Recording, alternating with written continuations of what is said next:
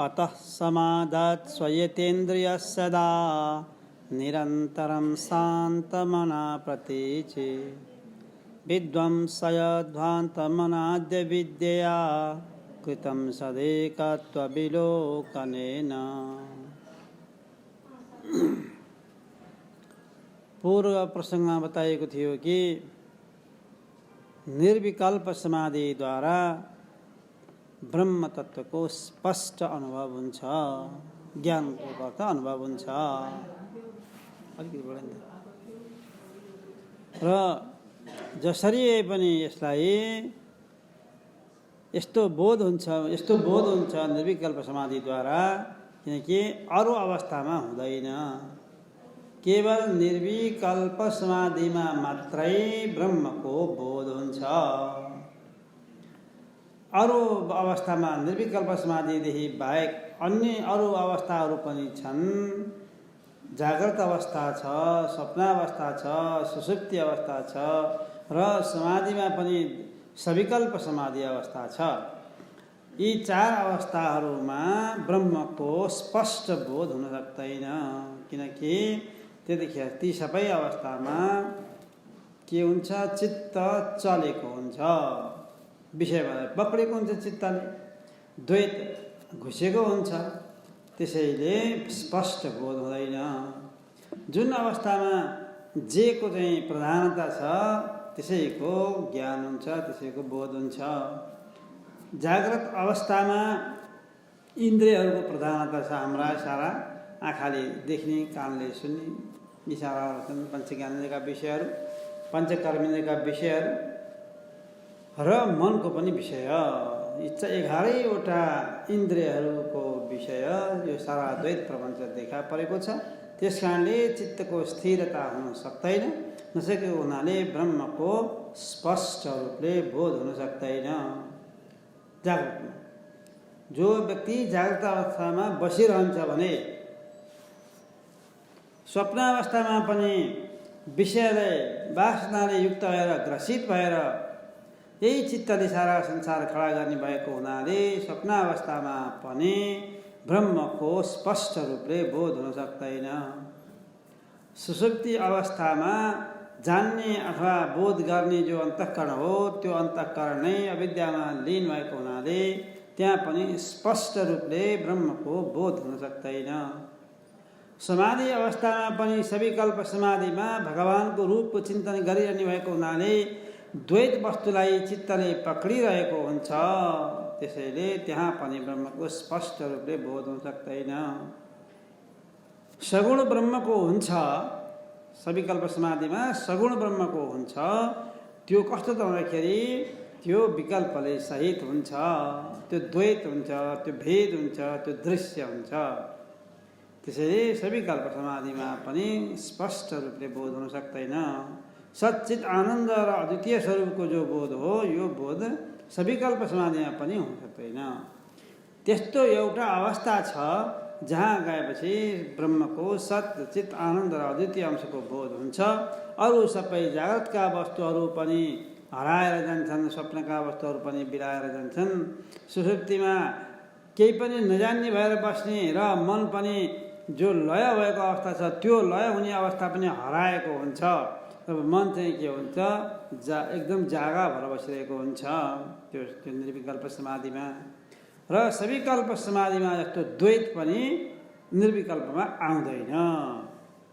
हेर्नुहोस् त, त्यही एउटा अवस्था रहेछ। त्यो परब्रह्म परमात्मालाई जान्नको लागि भगवानले हामीलाई यी चार अवस्थामा एउटा अवस्थाको चाहिँ दुईटा क्याटेगोरी छुट्याइदिएको छ। जागृत अवस्था, यो अवस्थालाई हामीले यसरी बुझ्नुपर्ने हुन्छ। जागृत अवस्था कसलाई भन्ने? जागृत अवस्थामा त्यसैलाई भने जागृत अवस्था जुन बेला तपाईँ हाम्रो मन पनि चलेको छ, इन्द्रियहरू पनि चलायमान छन्। मन इन्द्रियहरूले यी बाहिरका विषय, ईश्वर सृष्टि विषय भन्नुहोस्, ईश्वर सृष्टि विषयलाई पनि पक्रिरहेका हुन्छन्। त्यो अवस्थालाई जागृत अवस्था भनिन्छ। जागृत अवस्थामा मन चलेको हुन्छ। एक नम्बर, ती मन अथवा चाहिँ इन्द्रियहरूले बाहिर देखेका घटपट आदि जति पनि पदार्थहरू छन्, वस्तुहरू छन्, जो चाहिँ ईश्वर सृष्टि हो, पञ्चमहाभूतबाट बनेका वस्तुहरू, ती सबैलाई के भन्छ ग्रहण गर्दछ। जुन बेला ग्रहण गर्छ, जुन अवस्थामा ग्रहण गर्दछ, त्यही अवस्थाको नाम नै हो जाग्रत अवस्था। स्वप्नावस्था नि भन्दाखेरि स्वप्नावस्था त्यसलाई भनेर भनिन्छ जुन बेलामा हाम्रो मनले विषयहरू आफै खडा गर्छ। ईश्वर सृष्टि होइन, तपाईँको आफ्नो सृष्टि, जीव सृष्टि हुन्छ। त्यसलाई मनले संसारको कल्पना गर्दछ। तपाईँले हिजो बेलुका देखेको जो सपना हो, सपनामा देखेका सारा वस्तुहरू जति पनि छन् त्यो ईश्वर सृष्टिका कुनै पनि वस्तुहरू होइनन्, तपाईँको मनले खडा गरेको वस्तु हो। त्यसैले जीव सृष्टि हुन्छ त्यसलाई। तपाईँ जीव हो, त जीवले सृष्टि गरेको हुँदा उसको चित्तले खडा गरे हुनाले उसैले सृष्टि गरायो भनेर भनिन्छ। वास्तवमा जीव जो जीवात्मा हो, चैतन्य आत्मा हो, त्यसले किन सृष्टि गर्दो हो? ऊ कर्ता होइन, कर्ता नभएपछि सृष्टि गर्न नपर्ने, तर जीव सृष्टि भनिन्छ। किन भन्दाखेरि जीव भाव खडा भएको हुनाले, जीव भाव खडा भएर जीवले गरेको सृष्टिलाई नै के हुन्छ, आत्माले नै गरेको हो भनेर आरोप लगाइन्छ। आरोप लगाइन्छ। हेर्नुहोस्, यो आरोप लगाउने चलन छ। तपाईँलाई थाहा छ, लङ्कामा जाँदाखेरि समुद्र त छँदै थियो। अब त्यो बाँदर सेनाहरू जान सकेका थिएनन् लङ्कामाथि विजय गर्नको लागि। त्यहाँ त पुल बनाउनु पर्यो। कसले पुल बनायो त त्यहाँ भनेर भन्यो भनेदेखि कसले बनायो? रामले बनाउनु। सेतु बन्द कसले बनाएको? रामले होइन? रामकै पालामा आएन? त्रेता युगमा रामले सेतु बन्द त्यो रामेश्वरमा को स्थापना गर्नुभयो, पुल पनि बनाउनु भयो र पुल बनाएर पारी जाने पनि बाटो भयो, ठाउँ पनि भयो र त्यहाँ भगवान् शिवको पनि स्थापना गर्नुभयो। रामेश्वर भनी नाम राखी शिवको स्थापन केदारमा गर्या। भानुभक्तले लेख्नुभयो यसरी। भनेपछि त्यो सेतुबन्ध रामेश्वरको पुल जो हो, त्यो पुल कसले बनायो भनेपछि सबैजना के भन्छन्? रामले बनाएको भन्छन्। तर रामले पुल बनाउनु भएन। रामले त एउटा नै पुल बनाउनु भयो। सबै नल नील आदिहरूले राम राम लेख्दै त्यहाँ पानी त्यहाँ हाल्दै गए, ढुङ्गाहरू हाल्दै गए, पुल बन्दै गयो। बाँदर सेनाहरूले बटुलेर ल्याए, बोकेर ल्याए, त्यहाँ हाल्दै गए। तर अन्तिममा हाल्ने बेला चाहिँ त्यही नल नील आदिलाई चाहिँ दिएको थियो हाल्नलाई। किन भन्दाखेरि उनीहरूलाई एउटा श्राप परेको थियो। अब श्रापै भनौँ, यहाँ त्यो आशीर्वाद हुनुभयो। त्यो उनीहरूको श्राप, त्यो श्राप के भयो? आशीर्वाद हुनुभयो। यतिखेर त्यो वरदान साबित भयो। अहिले ऋषिले दिए श्राप भएको हुनाले जहिले पनि ऋषि तल पानी मुनि बसेर चाहिँ समाधिमा बसिरहेका, जल समाधि भन्छ त्यसलाई, जलभित्र बसेर समाधि गरेका त्यस्ता ऋषि हुनुहुन्थ्यो। माथिबाट नल्ने हो जहिले पनि ढुङ्गाले हान्ने, त्यो ऋषिलाई दुःख दिने, यसो गर्न थाले। ऋषिलाई रिस उठ्यो। ऋषि के भन्नुहुन्थ्यो? तिमीहरूले अबदेखि यो नदीमा, पानीमा, जुनसुकै पानीमा पनि केही हाल्यो भनेदेखि कुनै पनि कुराहरू नडुबोस् भनेर ऋषिले श्राप दिए।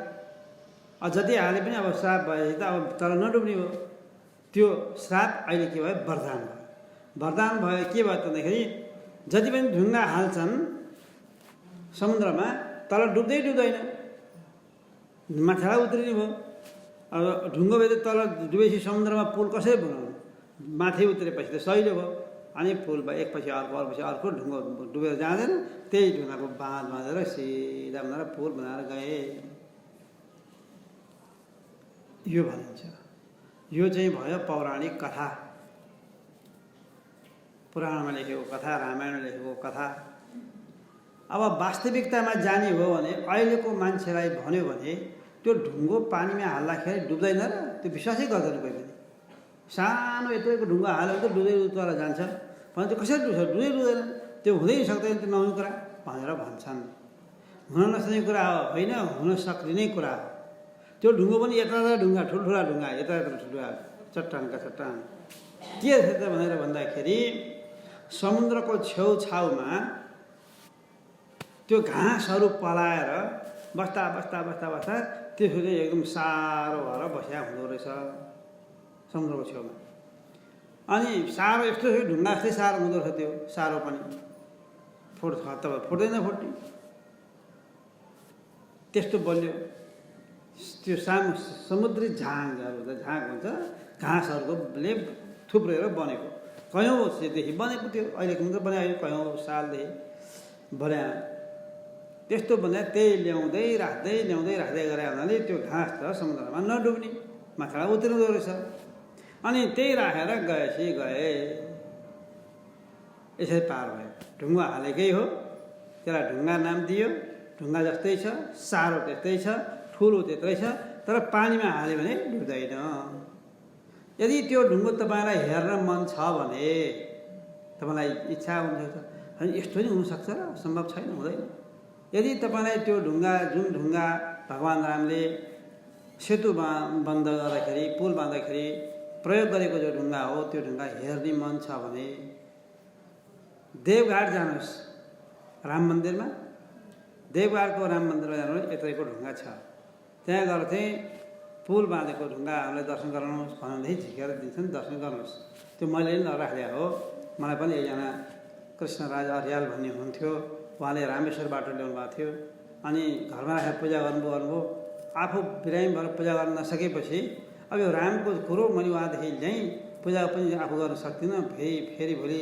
छोराछोरीहरूले पूजा गर्छन् कि गर्दैनन् यो पाप लाग्छ त्यस कारण राम मन्दिरमा लगिदिए भन्नुभयो मलाई कहाँको राम मन्दिरमा लगिदिउँ भने देवघाट लगिदिए भन्नुभयो देवघाटको मन्दिरमा पुर्याएर आएको मैले कति दिनसम्म त हाम्रै घरमा रह्यो कति दिनपछि चाहिँ मैले पुर्याएर आएँ एउटा देवघाट अब यो देवघाट जाँदा नि तपाईँलाई टाढा जस्तो लाग्छ भनेदेखि हाम्रो यहीँ 32 पुतलीको राम मन्दिर जानुहोस् 32 पुतलीको राम मन्दिरमा जानुहोस् र त्यहाँको पुजारीलाई भन्नुहोस् त्यो सेतु बन्धको त्यो रामले चाहिँ पुल बाँध्दाखेरिको जो प्रयोग गरेको ढुङ्गा हो त्यो ढुङ्गाको हामीलाई दर्शन गराउनुहोस् न भनेर भन्नुहोस् भने उनले यत्रैको ढुङ्गा झिकेर ल्याएर तपाईँलाई दिन्छन् दर्शन गर्नुहोस् मजासँग हेर्नुहोस् हातैमा लिनुहोस् छुनुहोस् ढोग्नुहोस् सबै गर्न पाउनुहुन्छ अहिले पनि पाइन्छ अस्ति पनि म गएको थिएँ एउटा कार्यक्रममा अनि तीदेखि देखेर मैले सोधेँ त्यहाँ अनि उहाँले दिनुभयो दर्शन गरेर आएको यो 10-15 दिनको अगाडिको कुरा त्यहाँ पनि पाइन्छ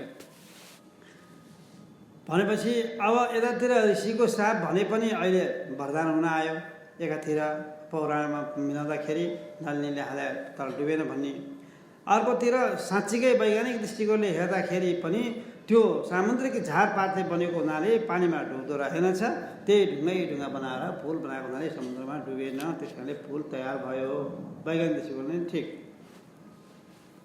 यो दुवैतिरलाई हेर्नुपर्ने हुन्छ नत्र मान्छेलाई चित्त बुझाउन गाह्रो हुन्छ मानिलिनुहोस् अर्को एउटा उदाहरण तपाईँलाई यो नेपाल खाल्डो भनिन्छ नि यो नेपाल खाल्डो भनेर के उपत्यकालाई लिइन्छ क्या काठमाडौँ भक्तपुरको अब पहिला त्यहाँ पुरा पानी थियो पानी किन नहोस् यतापट्टि हेरे पनि डाँडो उता हेरे पनि डाँडा उता हेरे पनि डाँडा अग्ला डाँडाहरू छन् अनि चोबार अलिकति होचो डाँडो चोबार त्यहाँ चाहिँ नि होचो भाग भएको हुनाले चोबारको डाँडोसम्मको माथिसम्म चाहिँ पानी जम्नी भइहाल्यो कि थानकोट पुल भयो थानकोट चोबारभन्दा अझ अग्लो छ अनि चोबारको डाँडोबाट त्यहाँ पानी निकाल्नु पर्यो भनेर भगवान् कृष्णले अब यो चाहिँ हिन्दू धर्मको शास्त्र अनुसार भगवान् कृष्णले आएर ग्वालवालाहरूलाई लिएर आएर गाई पनि लिएर आएर चन्दागिरीबाट हेरिसकेपछि यहाँ ठुलो दह देखाएको हुनाले यहाँको पानी फालिदिनु पर्यो पाइयो भनेदेखि त यहाँ त ठुलो बस्ती हुँदो रहेछ यहाँ गाई चराउन पाइन्छ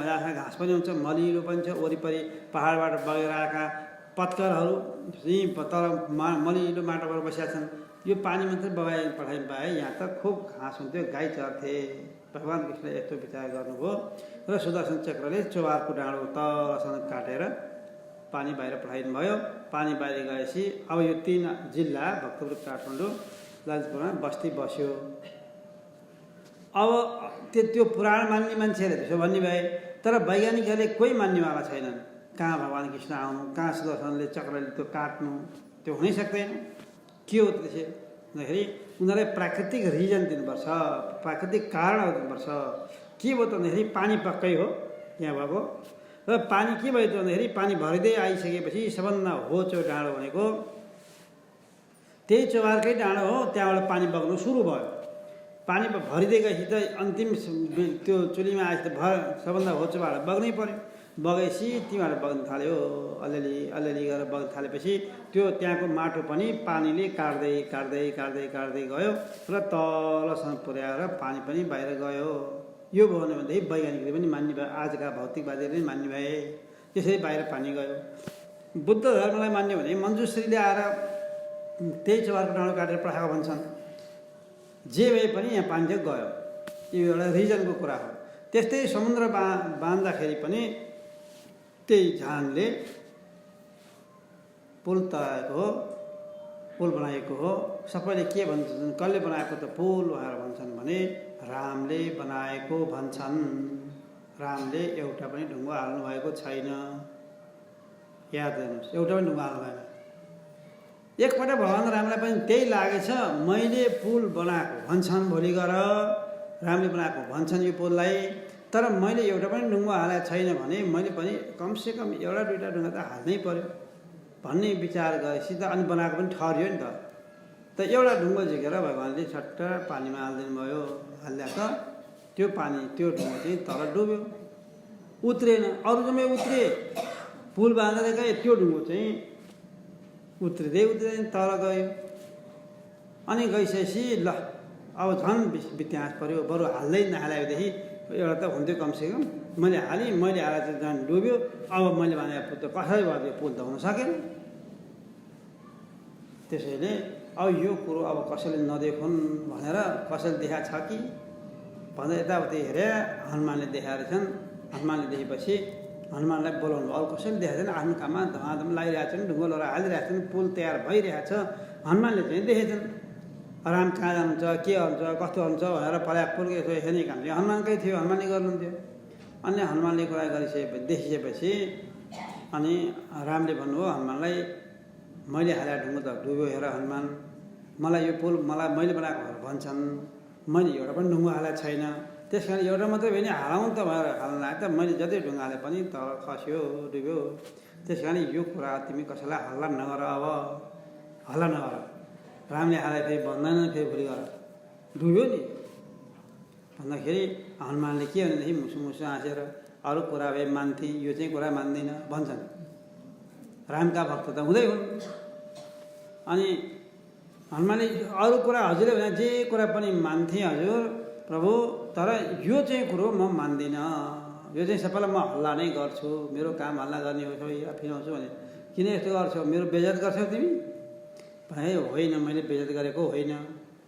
के हो त कुरो त्यसै भन्दाखेरि रामको हातबाट छुटेपछि समुद्रमा नडुबेर कहाँ जान्छ त, सबै समुद्रमा डुब्छन्, भवसागरमा जान्छन्। त्यसैले रामको हातबाट छुट्नु भनेकै समुद्रमा गएर डुब्नु हो। यो त हजुरको हातबाट छुट्यो ढुङ्गो, अब समुद्रमा नडुबे के अर्थ, डुब्नै पर्छ, यसो कामै त्यही डुब्नु।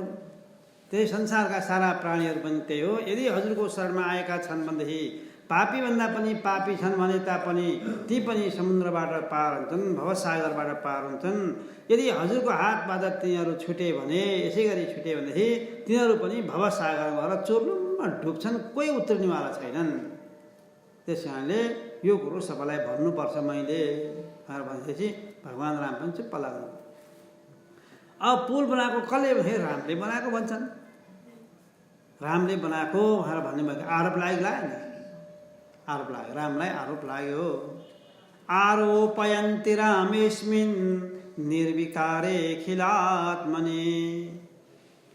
रामलाई आरोप लगाउँदछन्, रामले बनाएको हो, रामले गरे हो, रावणलाई मारे रामले नै हो, पुल बनाउने राम नै हो। त्यसै गरी मारिच आदि राक्षसलाई मार्ने भन्ने रामले नै हो, सारा कुरा रामले रामले रामले रामले गरे भनेर भन्छन्। रामलाई आरोप लगाउँछन्, राम केही पनि गर्नुहुन्न। रामो न गच्छति न तिष्ठति नानुशोच त्याकाङ्क्षते त्यजति नो न करोति किञ्चित। न करोति किञ्चित, केही पनि गर्नुहुन्न राम, किन कर्ता होइन, त्यस कारण केही गर्नुहुन्न। कस्तो त राम है, आनन्दमूर्तिरचल परिणामहीनो माया गुणानुगतो हि तथा विभाति। भगवान् रामको स्वरूप यस्तो छ। त्यसैले रामलाई दोष लगाउँछन्, रामले गरे यहाँ केही पनि होइन, गर्नेवालाको त गर्नेवाला प्रकृतिले गरेकी छन्। त्यसै गरी यहाँ पनि बताइन्छ के भन्दाखेरि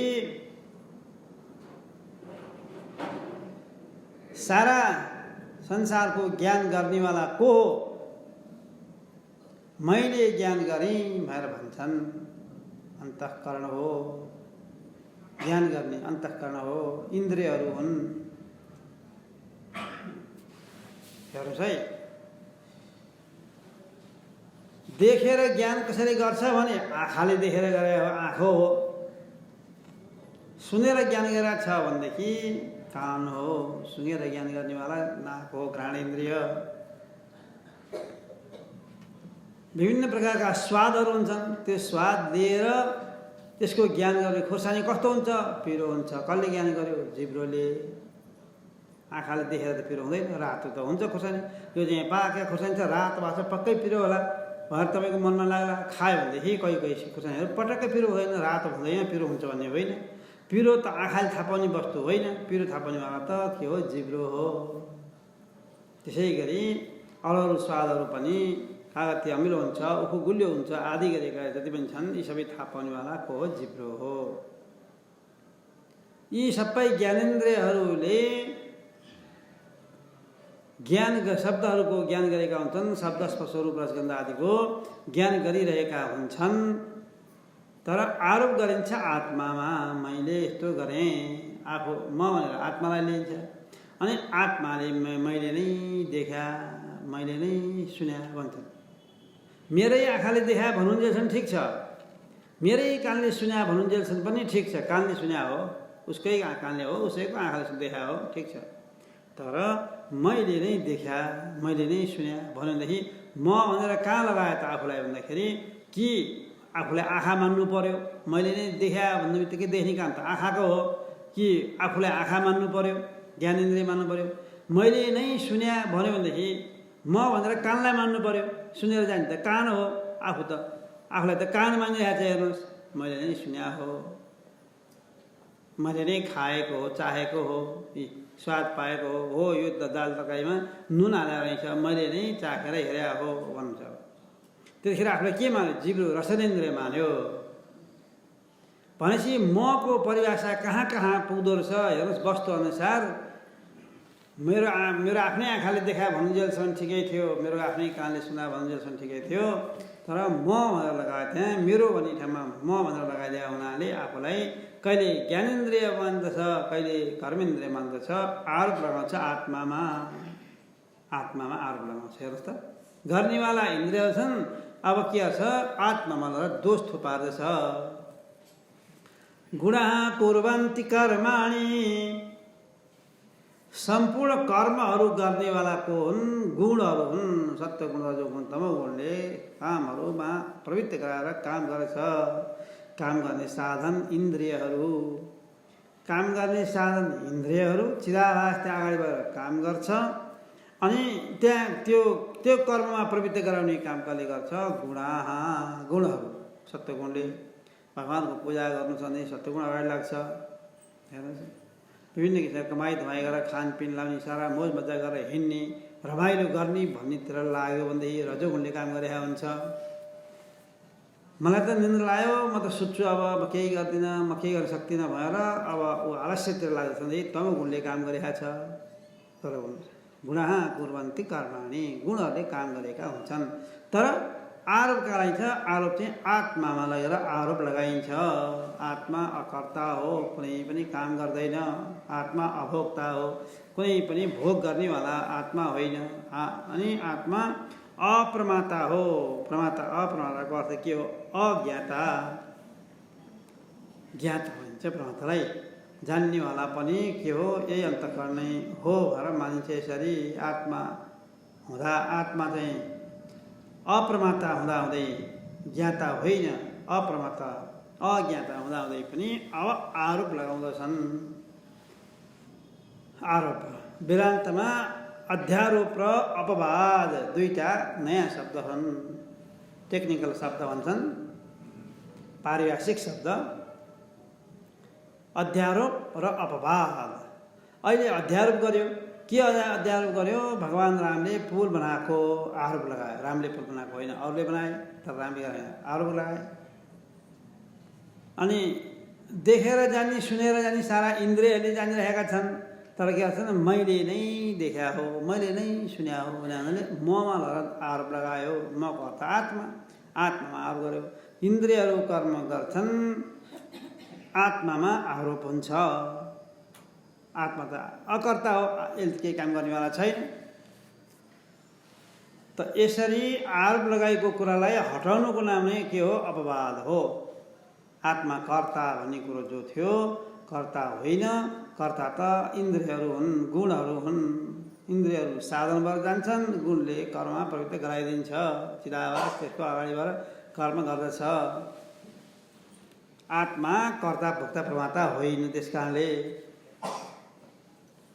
यसरी विचार गऱ्यो भनेदेखि अब आत्मा के भयो त, अहिले आरोप लगाएको थियो, अब त्यो आरोप हट्यो, त्यसलाई अपवाद भनिन्छ। अपवाद भयो, अब हट्यो, त्यो छैन, आरोप छैन। आत्मा के भयो, शुद्ध बुद्ध मुक्त निश्चल सर्वत्र व्याप्त भएको स्वयं प्रकाश चेतन स्वरूप।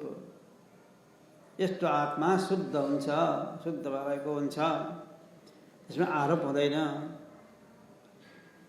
त्यसैले जाग्रत अवस्थामा पनि सारा कुरा देखेको जानेको सुनेको सारा इन्द्रियहरूले हो, गुणले हो।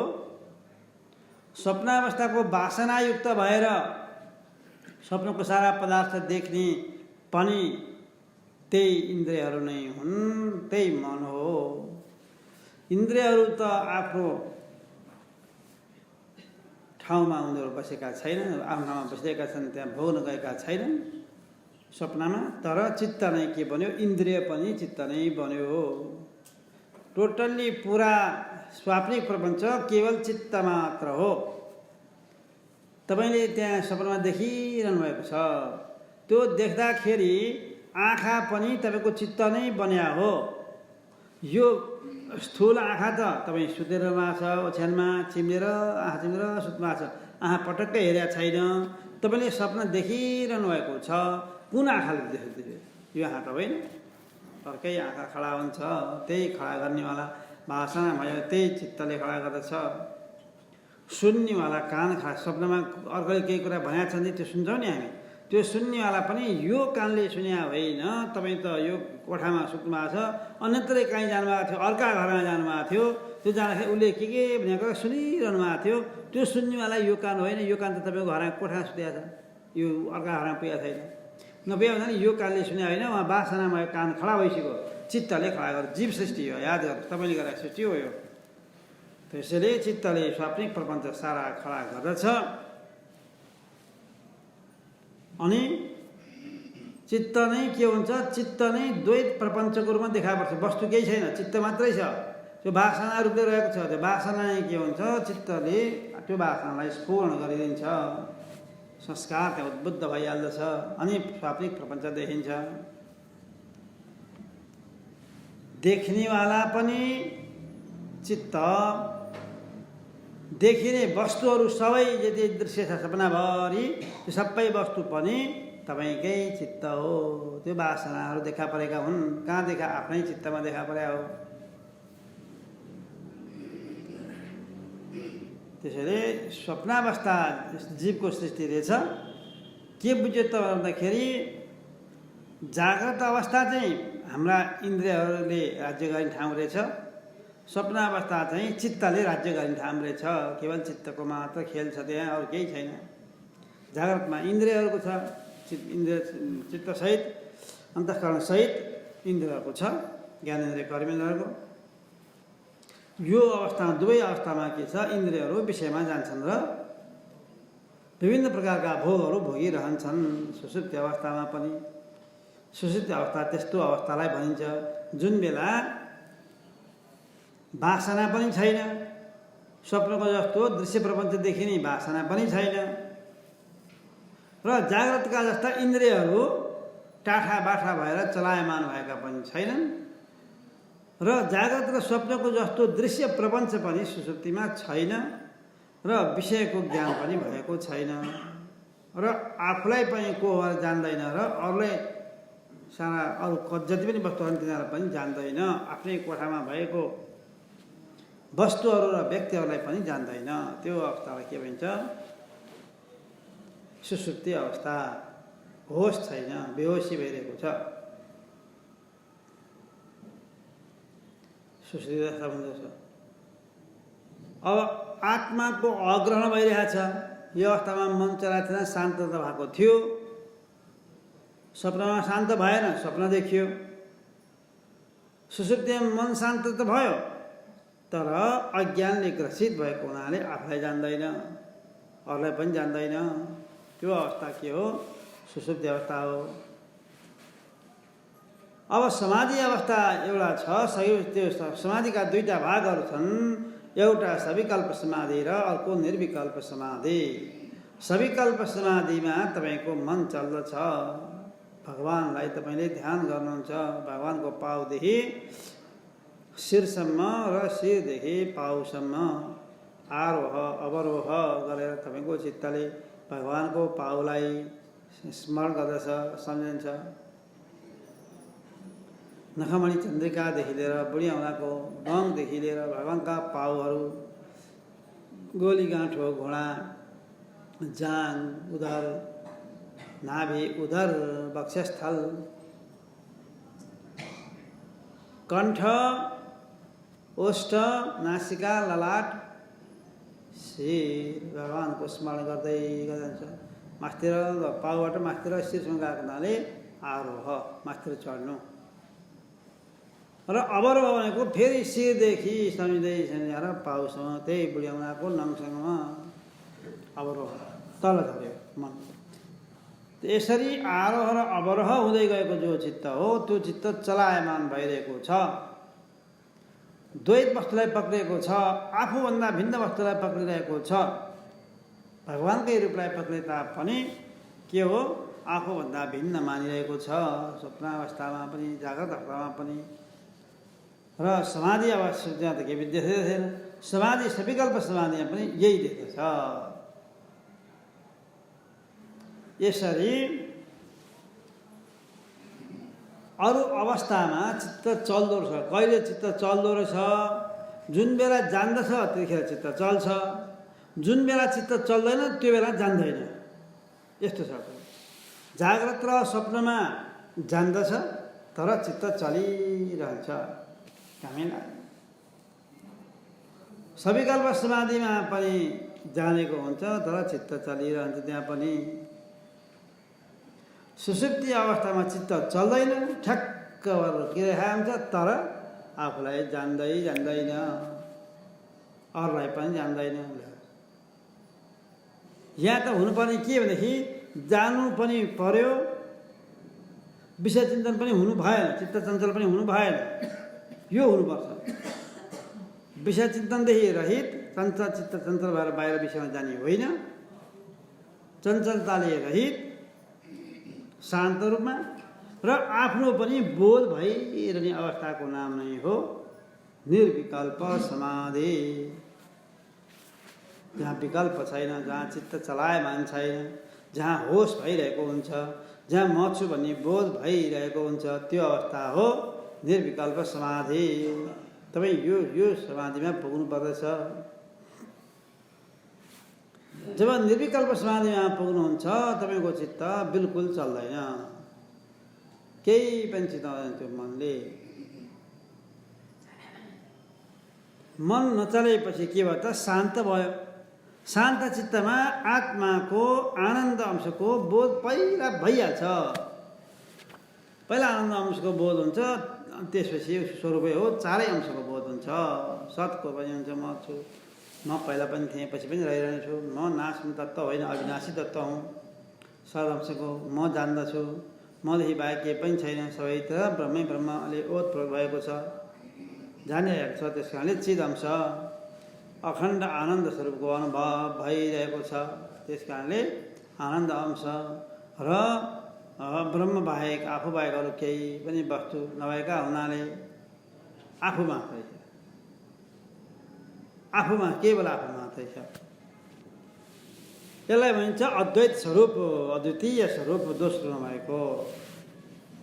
त्यो निर्विकल्प समाधिमा म छु भन्ने सदअंशको बोध पनि हुन्छ र मैले अरू वस्तु के पनि छैन भनेर जानिरहेको छु भन्ने बोध भइरहेको हुनाले चिदंशको पनि ज्ञान भएको छ। आनन्द त आफ्नो स्वरूपै भइहाल्यो, आनन्दो ब्रह्मेति इति वेदा। त आनन्द नै ब्रह्म हो भन्ने बोध पनि भइरहेछ र आफूदेखि बाहेक अर्को केही पनि छैन, त्यस कारणले अद्वितीय स्वरूपको पनि बोध भइरहेछ। याद गर्नुहोस्, सचित आनन्द र अद्वितीय अंशको बोध भइरहन्छ। यो अवस्था के हो? निर्विकल्प समाधिको हो। भुसुक्क निदाएको छैन, लय भएको पनि छैन, विषय चिन्तन गरेको पनि छैन, विवेकपूर्ण तरिकाले आफ्नो स्वरूपलाई बुझिरहेको हुन्छ। त्यसलाई भन्छ आत्मस्वरूप, ब्रह्मस्वरूप। जब यसरी निर्विकल्प समाधिमा पुग्छ त अब उसको दृष्टिमा दोस्रो वस्तु, विकल्प भन्ने वस्तु केही पनि छँदै छैन। आफूमा जस आफू सिकाएको केही पनि छैन यो। अतः समाध्यत् स्वयतेन्द्रिय सदा निरन्तरं शान्तमना प्रतीचि विध्वंसय ध्वान्तमनाद्य विद्यया कृतं तदेशदेकत्वविलोकनेन। त्यसैले सदा सर्वदा के हुनुपर्छ? संयतेन्द्रिय हुनुपर्छ, मनलाई नियन्त्रण राख्नु हुनुपर्छ।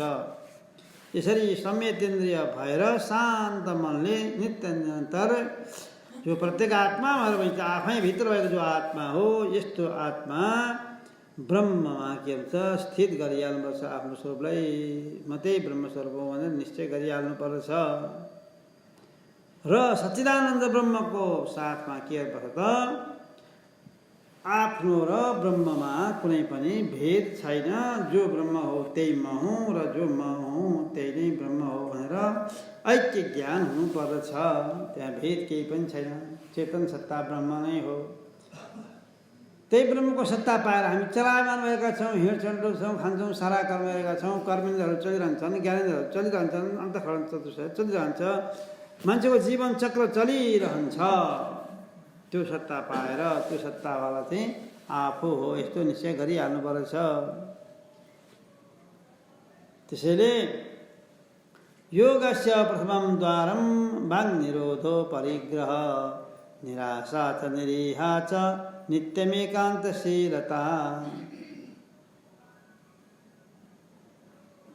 यो योगको कुरा आएको छ।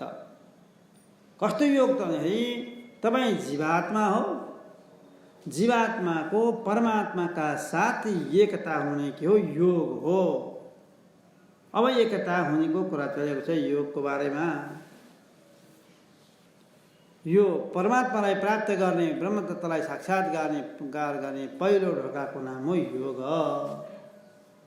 चित्त परमात्माका साथ जोडिरहनुपर्छ। योगको अर्थ जोडिनु हो, एकाकार भइरहनुपर्छ, हट्नु हुँदैन। हट्यो भनेदेखि अब फेरि दुर्दशा हुन्छ, फेरि हट्नु हुँदैन। त्यो योग चाहिँ परमात्मालाई प्राप्त गर्ने तरिका हो।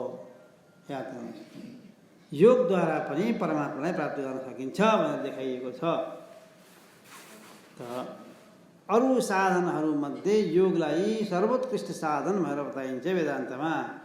किन भन्दाखेरि ब्रह्मज्ञानलाई अनुभव गर्नको लागि साधन के हो? यही योग हो। योगले गर्दाखेरि के हुन्छ? उसले योगद्वारा आफ्नो स्वरूपलाई बुझ्न सक्दछ। चित्तका वृत्तिहरूलाई निरोध गर्दै परब्रह्म परमात्मा चित्त लगाएर विवेकपूर्ण तरिकाले सारा द्वैत प्रपञ्चलाई मिथ्या सिद्ध गरिसकेपछि आफ्नो स्वरूपको अनुभव स्वतः हुन्छ। त्यही अनुभव गर्नका लागि यहाँ बताइन्छ योगस्य प्रथमं द्वारं वाङ्निरोधो परिग्रह। वाङ्निरोध परिग्रह। निराशा पनि हुनु हुँदैन। निराशा च निरीहा च नित्यमेकान्तशीलता। सधैँभरि एकान्तमा बसिरहनु। यसको प्रसङ्ग आउँछ। यसरी योगद्वारा परमात्मालाई प्राप्त गर्ने कुरो आएको छ। यो योग कसरी गर्ने भन्नेको विषयमा यो योग भनेर फिजिकल एक्सर्साइज नभएर, शारीरिक व्यायाम नभएर चित्तको परमात्माका साथ योग हो, एकता हो। योग गरेर चित्त गएर ब्रह्ममा गएर एकाकार भएर लय हुनु, ती लय हुनु। सुसुप्तिमा गएर लय हुँदाखेरि अज्ञानमा गएर विलिन हुन्छ यो चित्त। अज्ञानमा विलिन भएपछि भोलिपल्ट आएपछि अज्ञानलाई बोकेरै आउँछ। ब्रह्म स्वरूप हुँदाहुँदै पनि त अज्ञानी भएर आउँदछ, जान्दैन केही पनि। तर ब्रह्ममा गएर लय भइदियो भने नि हे ऊ ब्रह्म चैतन्य हुन्छ। अब ब्रह्मलाई सम्झे ब्रह्मै हुन्छ, अज्ञानलाई केही पनि थाहा नगर्यो भने अज्ञानै हुन्छ, त्यहाँ गयो भने अज्ञान हुन्छ। त्यसैले हाम्रो लय, मनलाई चित्तलाई लय गर्ने कहाँ त भन्दाखेरि चैतन्यमा, होस स्वरूपमा, ब्रह्ममा लगेर चित्तलाई योग गराउने। अब चित्त योगी बन्छ र त्यो के भन्छ, कर्म गर्दा कर्मयोगी हुन्छ, भक्ति गर्दा भक्ति योगमा पुग्दछ, ज्ञान ज्ञान योगलाई प्राप्त गर्दछ, योग स्वरूप भएर स्थित भएर बस्दछ। हो त्यो योग स्वरूप सिद्ध भएर बस्ने जो हो त्यो पहिलो द्वार नै यो योगलाई सिद्ध गर्नको लागि पहिला द्वारहरू छ। पहिला के गर्ने, त्यसपछि के गर्ने भन्ने मनलाई त्यत्तिकै रोकिनेवाला छैन। मन रोकी भन्दैमा रोकिनेवाला छैन। हेर्नुहोस्, मनको स्वभावै चञ्चल हो, अनादिकालले चलायमान भएको मन अहिले रोकी भन्ने बित्तिकै रोकिनेवाला छैन। हो यो मनलाई के गर्नुपर्छ, बिस्तारै फकाइ फुलाइ गरेर ल्याउनुपर्छ। होइन भने यो मनले भड्क भड्काउँदै बस कहाँ पुग्यो ठेगाना छैन, ठेगानै छैन। यस्तो भ्रुक्क उफ्रिन्छ, एउटा विषय ट्याक्कै समातिहाल्छ। रोक्न खोज्यो अब त केही पनि चिताउने भएर बस्न खोज्यो, मन भ्रुक्क उफ्रेर गइहाल्छ, एउटा वस्तुलाई ट्याक्कै समातिहाल्छ। अब खोइ त मन अर्को गएन। त्यसैले फकाउनु पर्यो, त्यसैले योग गर्नु पर्यो। त्यो कहाँ योग गर्ने, परमात्मामा योग गर्ने यो चित्तको, त्यसपछि परमात्मामय हुन्छ यो। त्यसैले यो प्रश्न हामी भोलिको प्रश्नमा गर्नेछौँ। आज समय भइसकेको छ। हरि ओम तत्सत्। ओम पूर्णमदः पूर्णमिदं पूर्णात् पूर्णमुदच्यते पूर्णस्य पूर्णमादाय